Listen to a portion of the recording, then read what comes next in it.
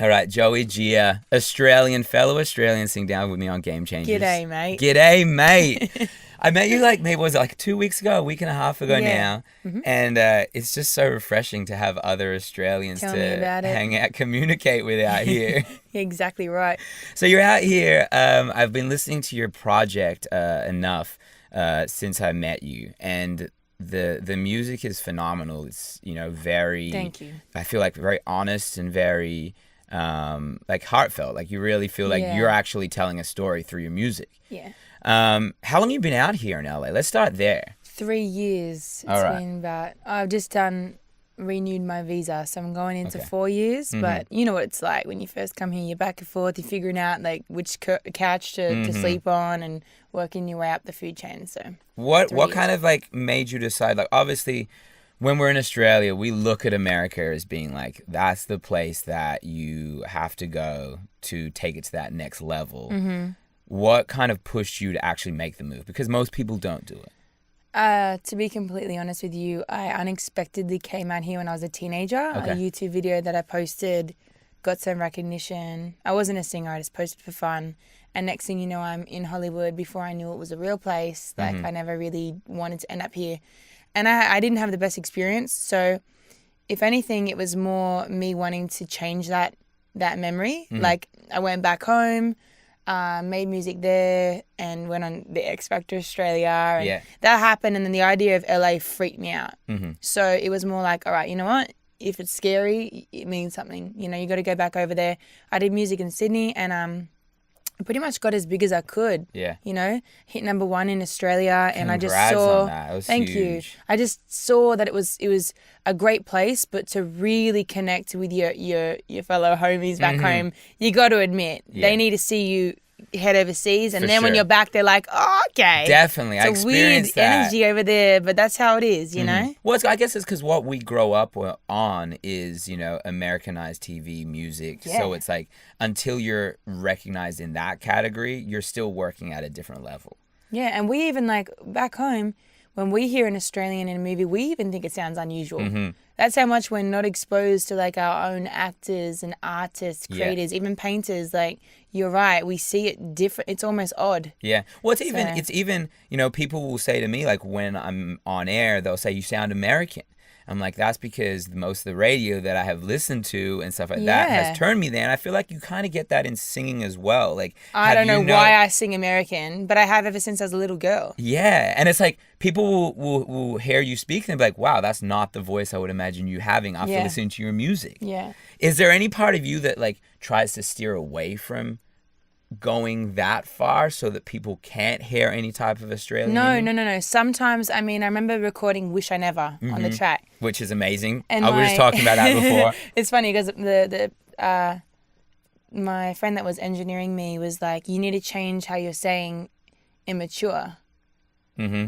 And I'm like, no, I don't. To say immature? I'm like, no, I don't, because that's how I say it. Yeah. So, sometimes producers and engineers think they're helping me out, you got to change that. And I'm like, I'm actually not even trying to sound American. Yeah. It comes out that way. If I tried to sing Australian, sometimes I'm like, wish I never. I'm like, how? How do you even do that? But it's just, it's not deliberate. I've been here, a few years now. I don't really think my accent's changing. Yours is a little, but you've been here quite some time. I've been here 10 years. So that's a big chunk of your life. Yeah. So I need to hang out with more Australians like yourself. So it comes back. And then everyone's like, oh, you sound Australian again. That's it. So how was the X Factor experience? Was that something that pushed you or you felt like you saw a different direction you wanted to go? As compared to the music I was... Yeah, as an artist. Yeah. I've always been against reality TV shows, but I was asked to go on the show the same week as a contract that expired that was holding me back from doing music. Got it. So I was like, all right, that might be a little meant to be scenario. Mm-hmm. It was great for the opportunity to be exposed to my country, but I struggled, and people that saw the show knew that. Mm-hmm.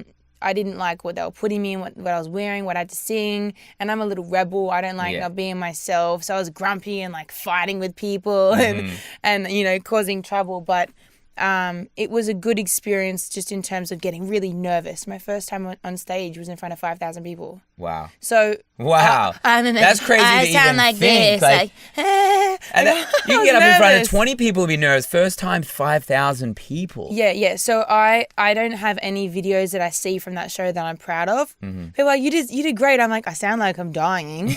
But yeah, in terms of exposure and just putting myself out there, it was great. But I didn't like the way that I was portrayed or but that just comes with the territory of live TV. So I ran with the exposure and just redirected my fans to who I really am. And my album, like as you heard, like it's not what you would direct an artist. If you were dealing with a pop artist in LA, you would steer them away from something so vulnerable. You know, you'd be leading them towards the radio and upbeat. But I'm like, sorry, man, this is me. I didn't want to grow up and be a superstar. I'm just going to put words to what I'm feeling and that's deal with it. That's a smart move, because there's too many people out there trying to be pop stars, and you can see through it. It's not me. When because I listened to enough, quite a few times over the last, like week or so. I feel like you really have found like your sound. Like, yeah. Where do you think you kind of got to a place where you actually found it? Because we're talking like X Factor before and kind of like people making you do things. In between there, where is it that you found your sound and kind of got there? Just trial and error and just realizing what felt natural and what felt forced. I to be honest with you, I can tell what is my style, like the reference of how uncomfortable I am performing it. Yeah. Do you know what I mean? So some of my more upbeat songs that people are like, that's it, radio. Yeah. I feel awkward. I feel corny shit on stage. I'm like, that's not me. Yeah. But I've been evolving and I realized it's pretty much the style of where I came from, which is just singing with my friend with a guitar or a piano. I like a lot more of the live elements, and my new stuff, we're trying to really incorporate that, like the live element. Not so much rock, but just some more like real instruments. I want to sing with a band every time. And what'd you grow up listening to? Like, you're talking about like playing with your friends, playing music? Because I didn't grow up wanting to be a singer. It just randomly happened to me. But I did pick up music in the last 2 years of high school just because everyone always told me that I couldn't. And I was like, we'll see about that. Yeah. And I'll prove you wrong. Watch this. So my friend, one of my best friends, I was in the class, we'd played guitar. So I naturally just hung out with him, and when he'd practice his little chord progressions and whatnot, I would sing and write random things. I didn't realize that I was actually really natural at that. Yeah. I assumed everyone could do that.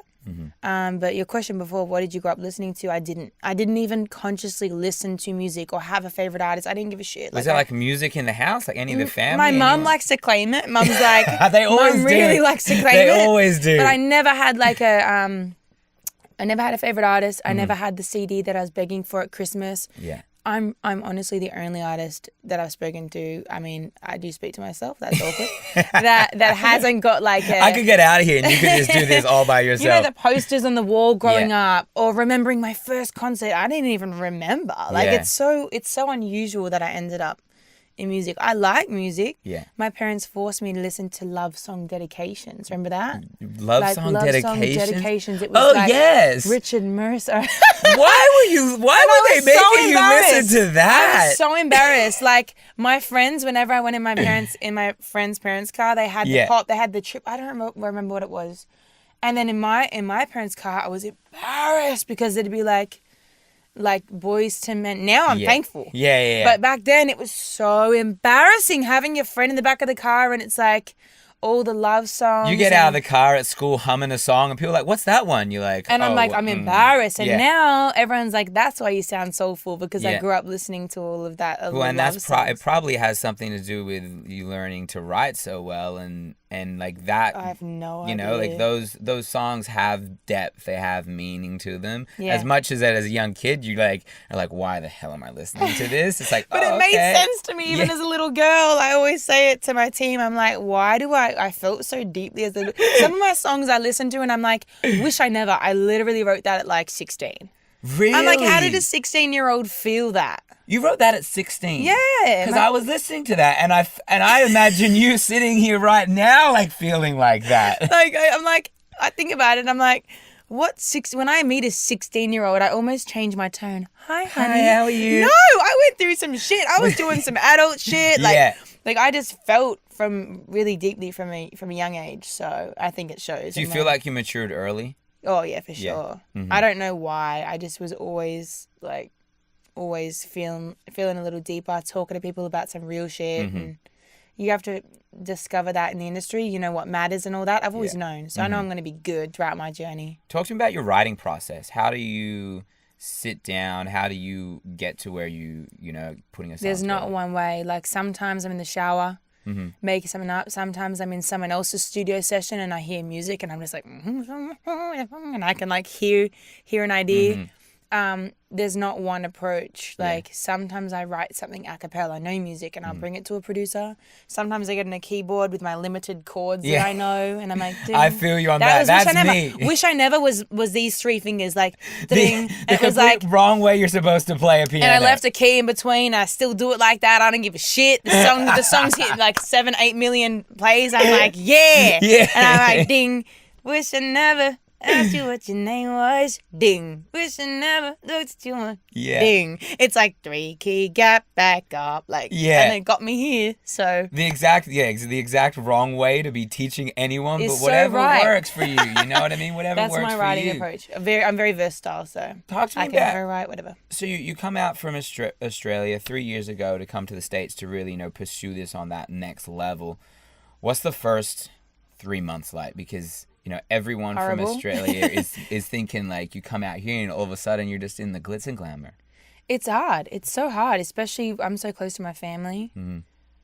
And I came out here and didn't know anyone. I knew one of my, at the time, attempted managers.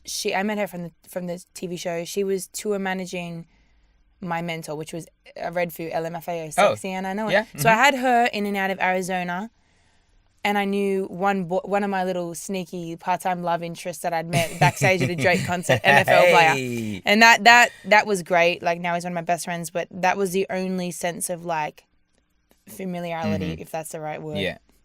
So it's so tough. You can remember you come and I don't know what is a bank. Yeah. I don't know why you call petrol gas. Yeah. I don't know why people don't understand when I ask for water. They don't understand. What? Yeah. Water. Water? Water. Water. Like, you don't understand personalities, sarcasm. Like, it's really hard and you can't open your mouth without people treating you real different because you sound so different, and not having friends, not having a support, you know, backbone, and not knowing when your little savings is going to run out. Yeah. You know, I was staying once I rented someone's garage. Yeah, like I stayed in a little. I was so You'll cold. do anything Some at that nights I was stage. so cold. I swear to you, I'd have to put on 2 jumpers. See, jumper. I was Yeah, gonna say yeah, hoodie. yeah. And I would just be like, "What the like? What? I don't know if I can swear in this. Yeah, shit, you but, can like, swear as much as you fucking what want. the fuck am I doing? And I'm lonely. And then, like, it's just so hard. And men are sleazy. And there's also a lot of positive, but it was so hard. It took me a while to really figure out, like, the red painted curb means no parking. Yeah.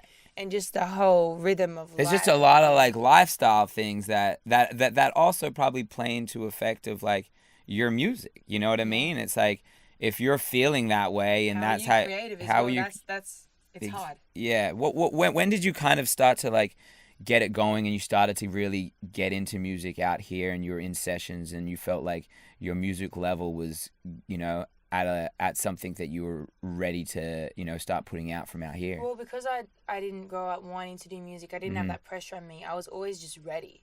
Like, even though I was shit scared and didn't come from a history of knowing right from wrong, it was almost a blessing because I didn't compare. I didn't know all the upcoming hot artists and rappers. It's almost harder now. Yeah. Because now I've fallen into the whole, like, you go on IG and everyone that you see at the gym, you think they're an average person. Wrong. They're going for your spot. And it's kind of like, whoa. Yeah. I didn't have those worries. I was just me. I like to sing and tell stories. So I felt ready right away. Like, Wish I Never was one of my first just songs that I'd sang on my little ding ding keyboard. Yeah. And then that went viral on World Star Hip Hop. That was like, and on my Facebook it was like 20 million views. How's that moment feel for you?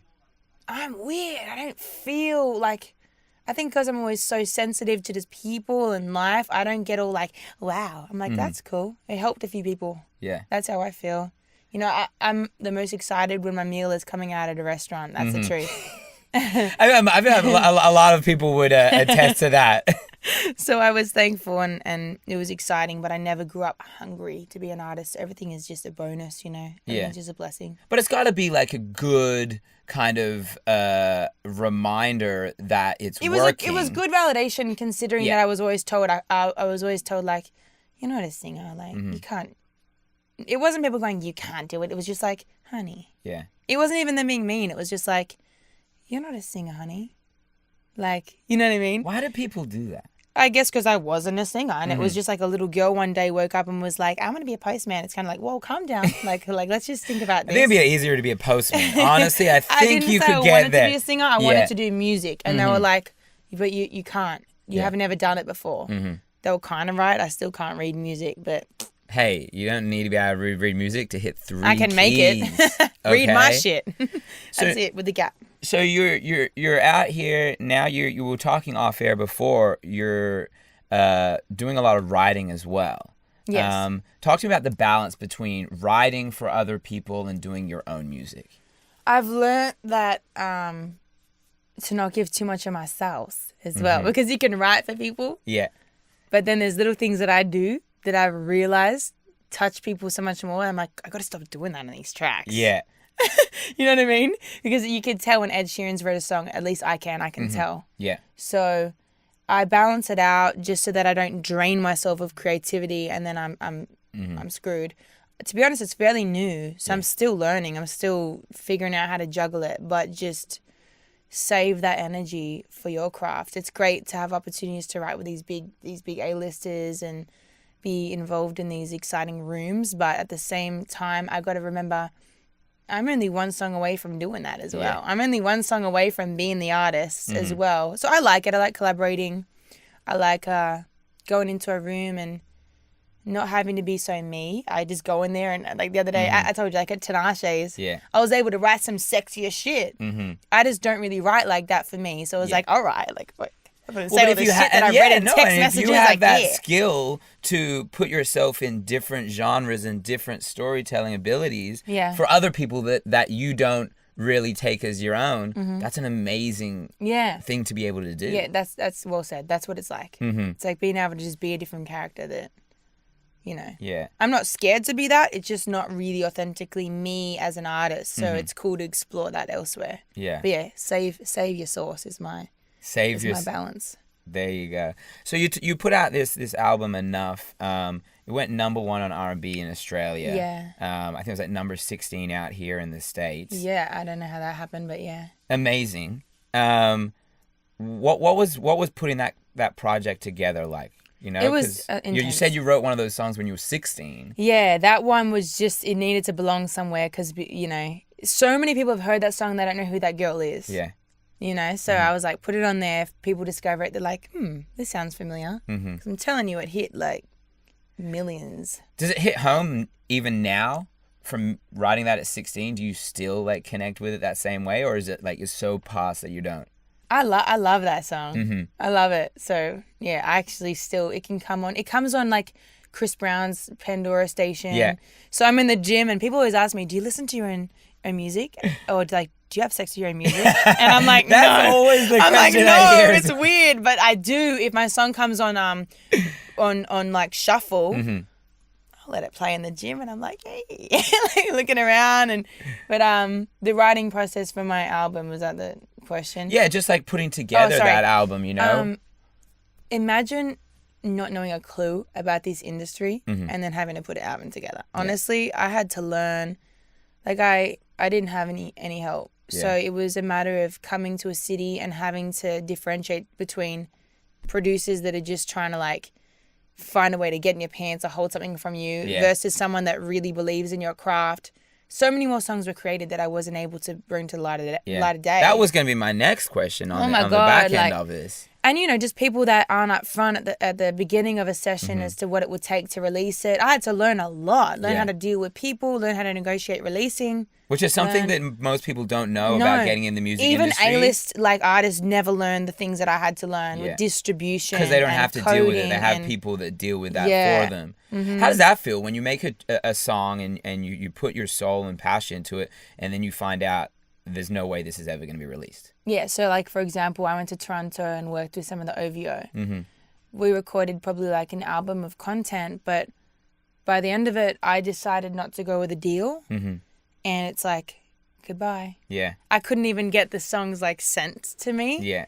And I like try to forget them because I'd rather forget them in my brain than know them and just never be able to show people. But it's hard. Yeah. I've heard a song that I was involved in when I was a teenager out here. I heard it on the radio when I went home. Crazy. And my vocals were still in the background. I got cut out. Like, it's hard. It's so hard. And then having producers be like, well, too bad. Mm-hmm. Well, I want this and this and this. Mm-hmm. Or too bad. And you're like, you know, I had to learn, but I grew. And as your numbers grow and your views grow, you get a little bit more powerful. It's sad that matters, but it does. And now I walk in that room and that's why I'm a little bit more like, what's good? Because I've learned how to intimidate them before they try and intimidate me. As you have to. You have to. So yeah, I'm really proud of the album. Mm-hmm. Like more than people realize, because it's like, I did that shit. I didn't have an A&R. I didn't have people introducing me. Every producer you saw, every artist, it was like organic. How did you connect with King Loves? I worked with Sounds. Do you know the producer? I do know Sounds. He's really talented. He's great. And I think he was in the studio one day and then heard my music. I come across a lot of big, incredible artists. Mm-hmm. Understandably, they're not going to have the time of day to sit down and listen to your life story to realize, oh, you're talented or you're worth working with. You have your own record label Yeah. as well. Talk to me about that. Is that like a process of like learning the system and trying to figure out the way to not get fucked? Yeah. Okay. It was like, I got fucked one too many times, so I'm just going to be unfuckable. Yeah.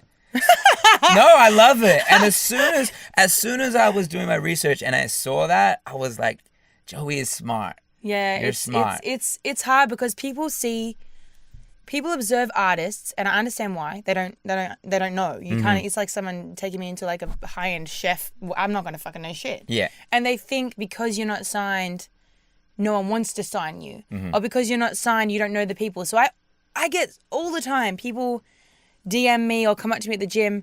And they come at me at like I'm going to help you out mode. Mm-hmm. My boy over at so-and-so. Yeah. And I don't have the energy to explain it, but I'm like, bro, I've been in with the head, the vice president. I know how it is. It's not a matter of like people not wanting to sign me. Yeah. It's a matter of I don't want to get fucked over, and I don't want to sing music that I'm not passionate about. I don't want to sing other people's music, like unless it's a collaborative effort or I love it, fair enough. But I don't want to not be me. If I grew up wanting to be that girl on the stage, if what motivated me were the bright lights and people seeing my name in the stars, then fair enough.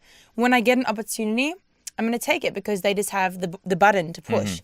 But it's never been about that for me. Like, you hear that a lot, but it really isn't. Yeah. So I started my own label. And it's good. It's great though, because I feel like there's a lot at the moment, a lot of artists like yourself that are starting to do this. I don't know if you're very familiar with like Russ. Yeah. And what he's doing. Yeah. How do you feel about what he's doing for the industry as well? It's good. Yeah, it's great. It's great. I don't know everything. I've heard some people with different opinions, but from what I've seen, like the independent route and like paving your own path for me is important.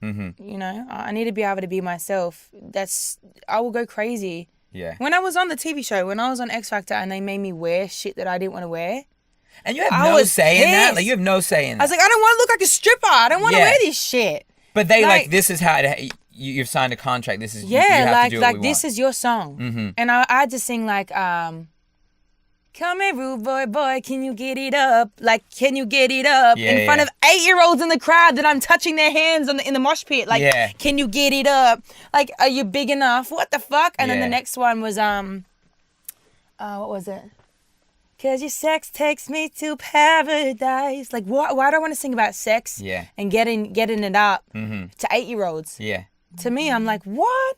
So, I mean, it was great. I don't want to diss it too much. Yeah. But the label allows me to release when I want to release what I want to release the artwork that I'm comfortable with. I get to choose what my videos are about and who films my videos, and I get to choose the final edit. Yeah. You know, I get to get an edit back and say, my ass is in there too much. Can you cut back on the ass? You know?